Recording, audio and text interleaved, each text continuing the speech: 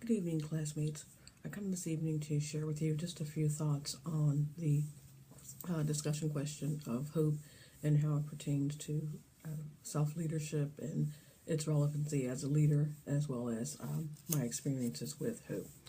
I was really drawn to the Snyder, Rand, and Sigmund article about hope and how it characterizes hope as involving goal-directed thought processes, and how it also entails equal measures of pathway and agency thinking. Hope requires that an individual formulate both short-term and long-term goals, which are actionable, attainable, as well as measurable. And hope is a member of the positive psychology family, and is closely associated with Seligman's optimism theory, as well as the theories of others. What I found interesting about hope and self-leadership is that I have been a person who has always set short-term and long-term goals, just as a result of my upbringing from my early social institutions of both home and school, not realizing that there was a whole body of science that supported that particular cognitive action.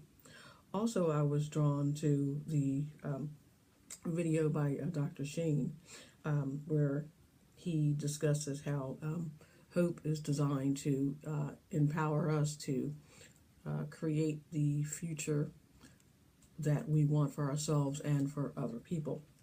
While hope is classified as an emotion, it is a cognitively and socially constructed entity.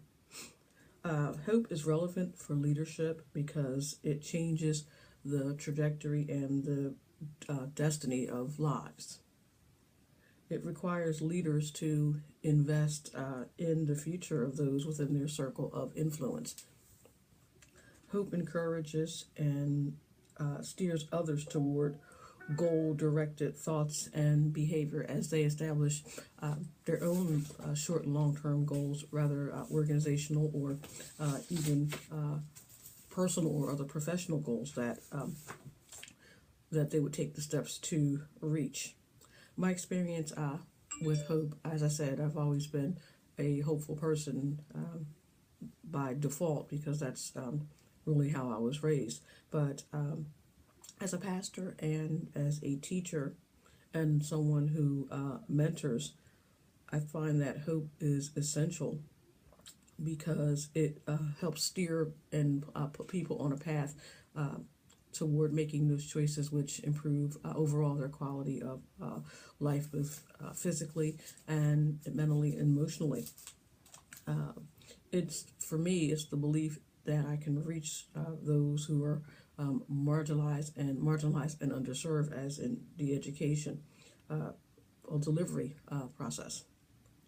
Hope allows me to also empower my students with the skills they need to succeed and to foster that agency thinking that is characterized by Lopez as an I can do spirit, and refusing to be deterred or dismayed by obstacles. I do draw my deep and abiding sense of hope from the scriptures, but however, I realize that as a society, if we want to change the course for our postmodern world, that we need to engage in hopeful thinking actively, and it's not wishful thinking, it's actually hopeful, that is based on action that will be taken, and that we can mitigate the negative situations and accentuate the positive. Well, thanks for watching my video. Have a great day. Bless you all.